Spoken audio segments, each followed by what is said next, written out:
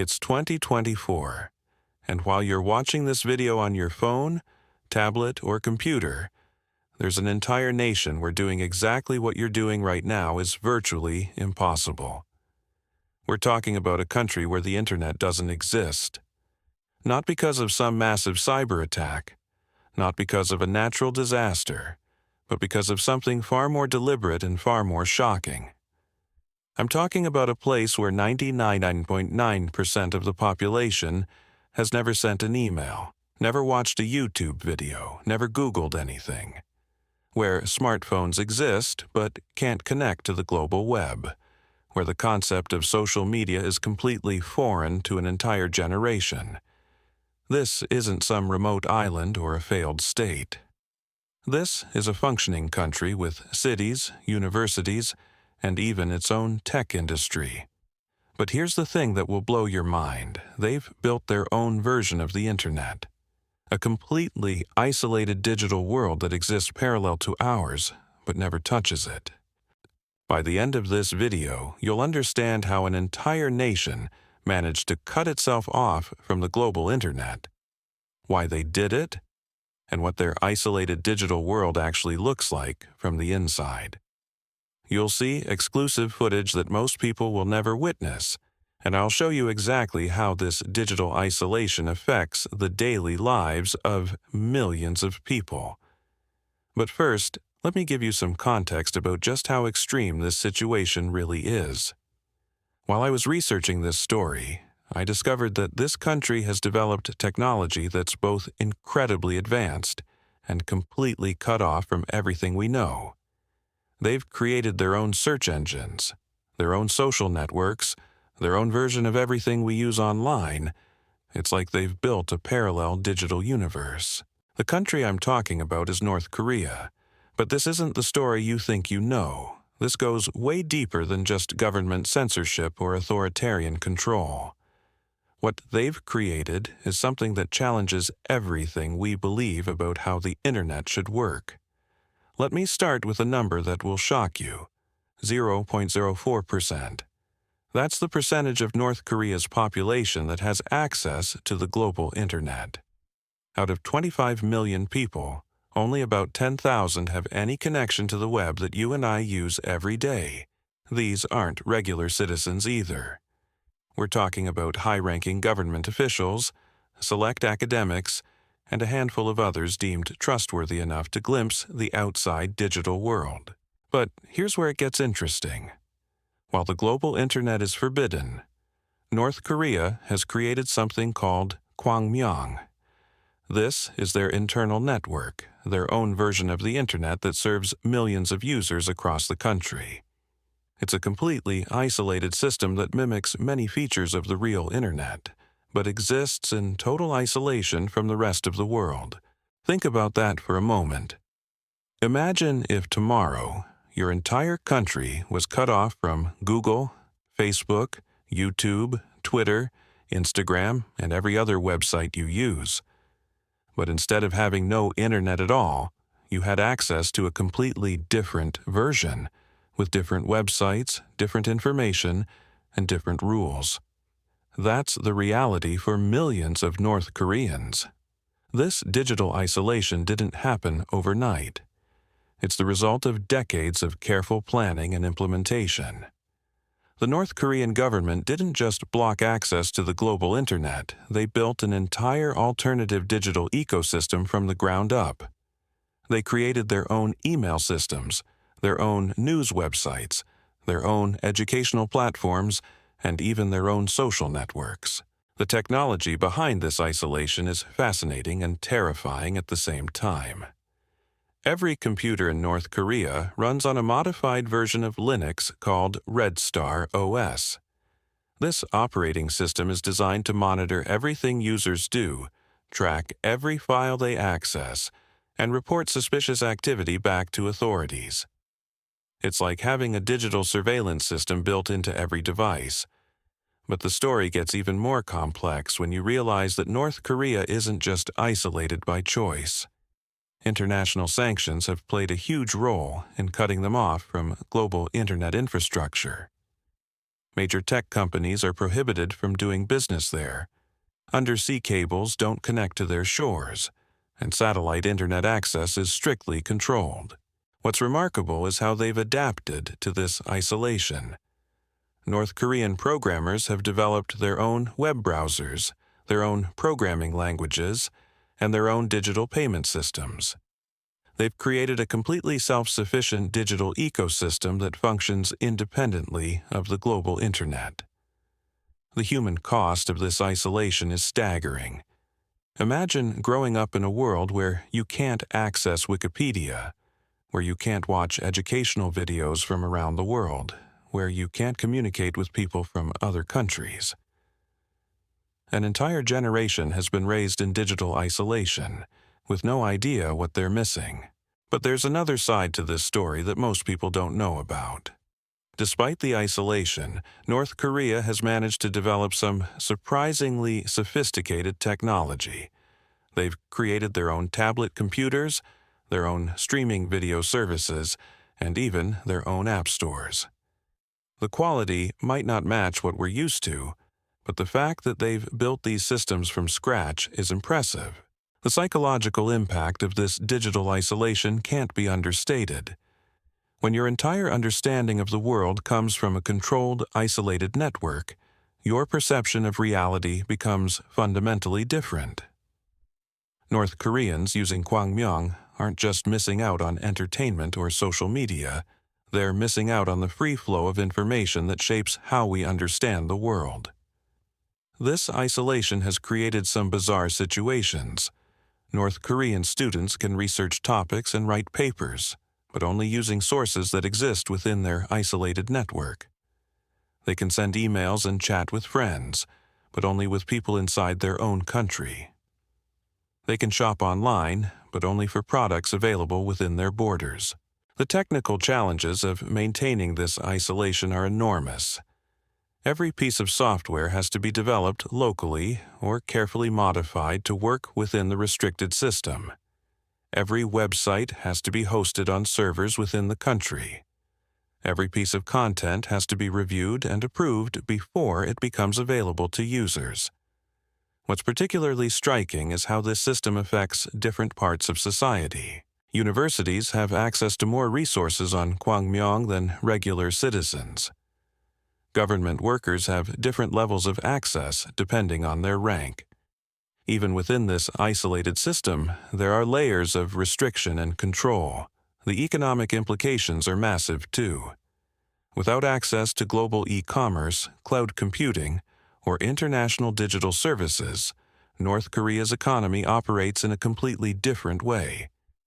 They've had to develop their own digital payment systems, their own online banking, and their own e-commerce platforms. But perhaps the most fascinating aspect of this story is what it tells us about the Internet itself. We take for granted that the Internet is this global, interconnected system. But North Korea's example shows us that it's possible to create completely separate digital worlds. It raises questions about the future of the Internet and whether we might see more countries attempting similar isolation. The technology that enables this isolation is constantly evolving. North Korean authorities are always working to plug any gaps that might allow access to the global Internet. They've developed sophisticated monitoring systems, content filtering technology, and even methods to detect and block satellite Internet access. What's coming next in this story will shock you even more. I'm going to show you exactly what it's like to use Kwangmyong, what websites North Koreans actually visit, and how their digital world compares to ours. You'll see the propaganda, the restrictions, and the surprising innovations that have emerged from this isolation.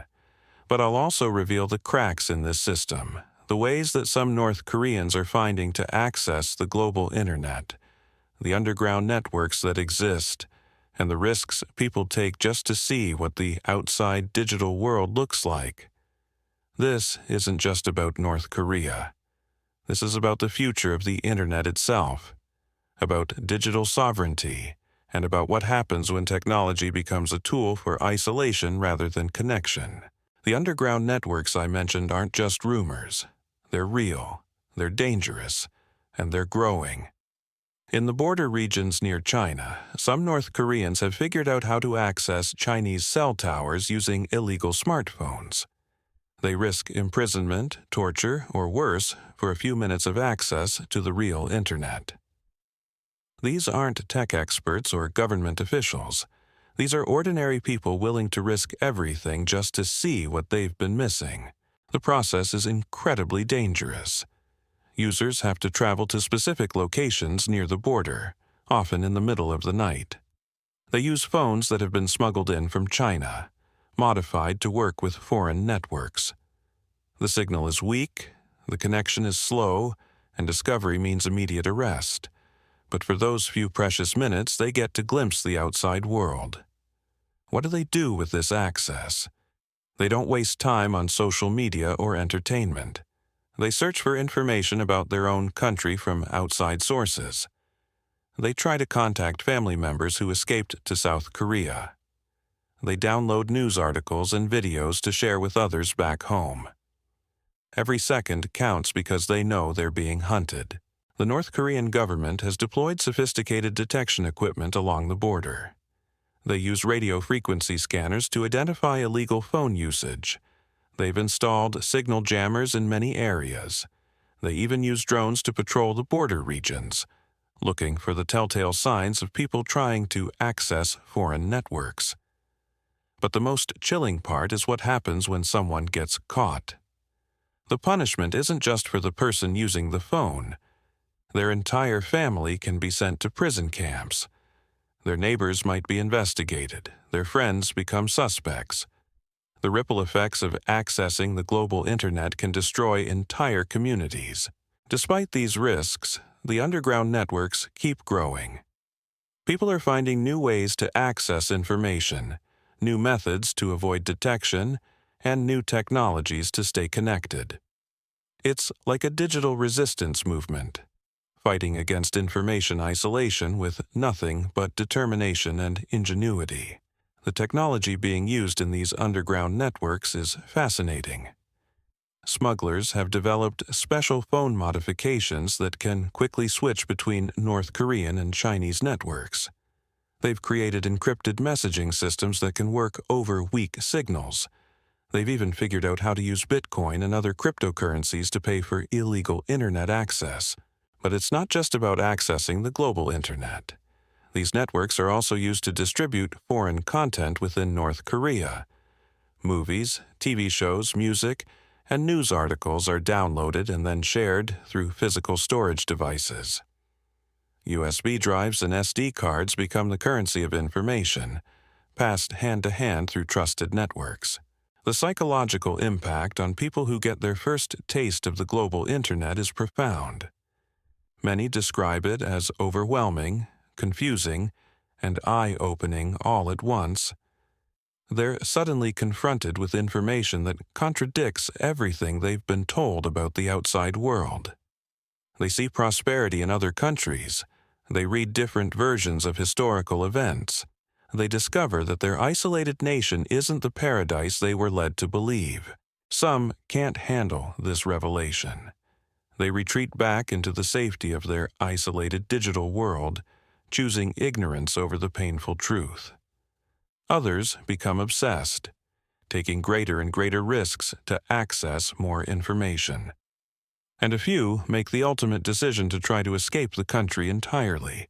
The North Korean government is well aware of these underground networks. They've launched massive crackdowns, arrested thousands of people, and implemented even stricter controls. But like trying to stop water from flowing downhill, the desire for information and connection always finds a way. What's particularly interesting is how these underground networks have evolved.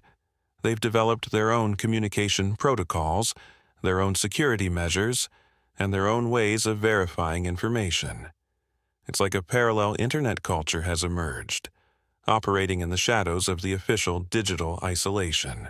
The content that gets shared through these networks tells us a lot about what North Koreans actually want to know. It's not just entertainment or social media. People are hungry for educational content, for news about their own country from outside perspectives, for information about technology and science that isn't available on Kwangmyong. Medical information is particularly sought after. North Korean doctors and researchers use these networks to access international medical journals, treatment protocols, and pharmaceutical information. They're trying to provide better health care despite being cut off from the global medical community. The economic implications of these underground networks are significant too. Black market economies have developed around internet access. People pay premium prices for time on illegal smartphones. Entrepreneurs risk everything to set up temporary connection points near the border. Information itself has become a valuable commodity. But perhaps the most important thing these networks reveal is the fundamental human desire for connection and knowledge. No amount of government control, no level of technological isolation can completely suppress the human need to learn, to communicate, and to understand the world beyond their immediate surroundings. The cat-and-mouse game between the government and these underground networks is constantly escalating. New detection methods are met with new evasion techniques. Stricter punishments are answered with more sophisticated security measures. It's a technological arms race playing out in one of the world's most isolated countries. What's coming next will show you just how far this digital isolation extends into every aspect of North Korean life. From education to entertainment, from commerce to communication, the effects of being cut off from the global internet touch everything.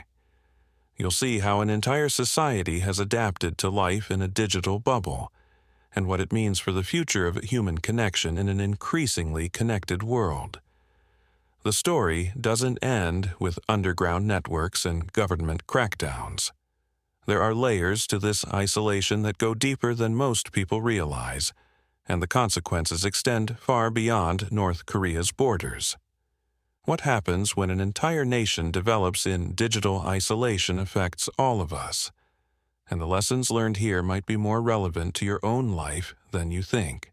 The implications of North Korea's digital isolation extend far beyond their borders in ways that should concern all of us.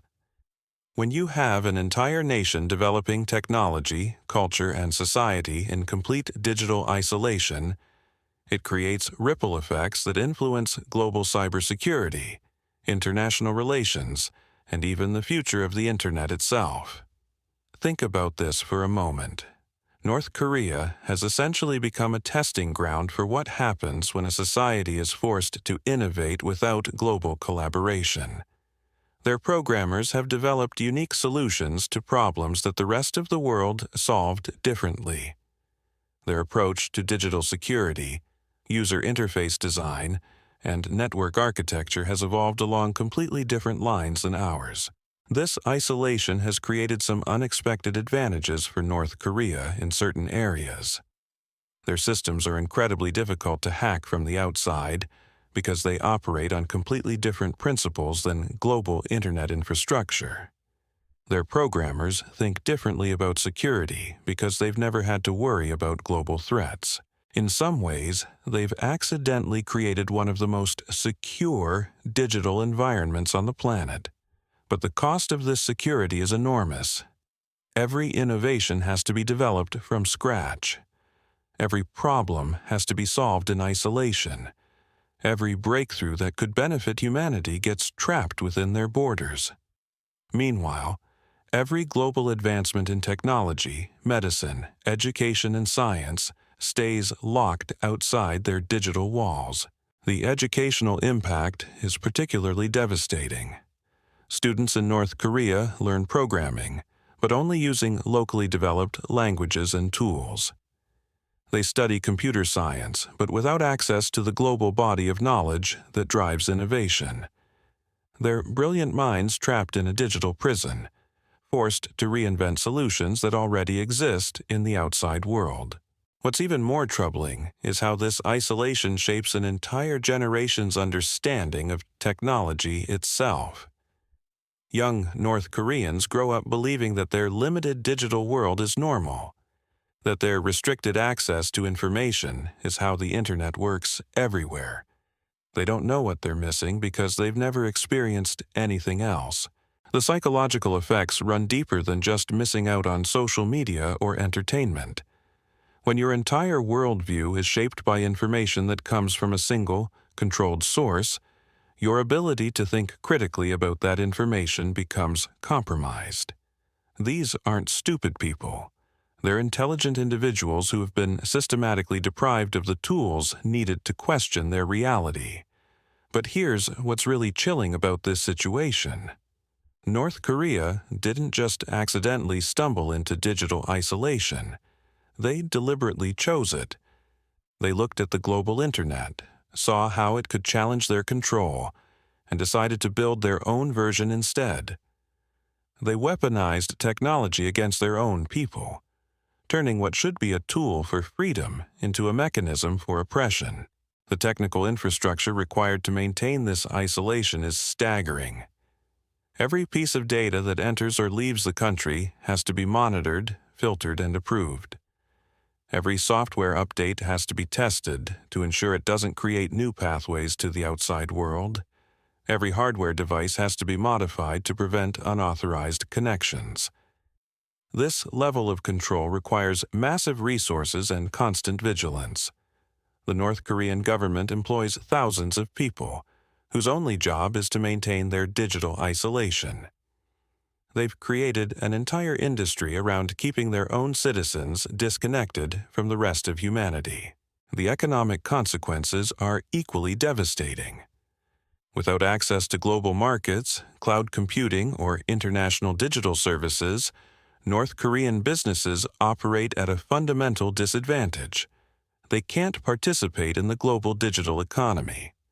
They can't access international suppliers or customers. They're forced to operate in a bubble that gets smaller and more isolated every year. But perhaps the most heartbreaking aspect of this story is what it reveals about human nature. Despite every obstacle, despite every risk, despite every punishment, people still find ways to connect. The underground networks, the dangerous border crossings, the illegal smartphones, they all represent something fundamental about being human. We need connection. We need information. We need to understand our place in the larger world. The future of North Korea's digital isolation is uncertain. Younger generations are increasingly aware that they're missing something. Technology is making it harder to maintain perfect isolation. International pressure is mounting. But changing this system would require the North Korean government to admit that their entire approach has been wrong, and that's something they may never be willing to do. What's certain is that this situation can't continue indefinitely. The gap between North Korea's isolated digital world and the global internet is growing wider every day. The longer this isolation continues, the harder it will be for North Korea to eventually reconnect with the rest of the world. This story should serve as a warning about the fragility of digital freedom. The internet we take for granted isn't guaranteed. It requires constant vigilance to protect. When governments decide to restrict access to information, when technology is used as a tool of control rather than liberation, entire societies can be cut off from human progress. The 25 million people living in North Korea's digital isolation aren't just statistics. They're individuals with dreams, talents, and potential who've been denied the opportunity to participate in the global community. They're inventors who can't access the tools they need to innovate. They're students who can't learn from the best teachers in the world. They're artists who can't share their work with a global audience. Every day that this isolation continues, humanity loses the contributions these people could make. We lose their perspectives, their innovations, their creativity. We all become poorer when an entire nation is cut off from the global conversation. But there's hope in the underground networks, in the people risking everything for a glimpse of the outside world, in the younger generation that refuses to accept isolation as normal. Change is coming, slowly and dangerously, but it's coming. The story of North Korea's digital isolation is ultimately a story about the power of information and the human desire for connection. It shows us both the worst and best of human nature, the capacity for oppression, and the irrepressible drive for freedom. As you go back to your connected world, remember the millions of people who can't do what you just did by watching this video. Remember that digital freedom isn't universal, and it's not guaranteed. The internet that connects us all is precious, fragile, and worth protecting. Because somewhere in the world, there are people risking everything just for the chance to experience what you experience every day.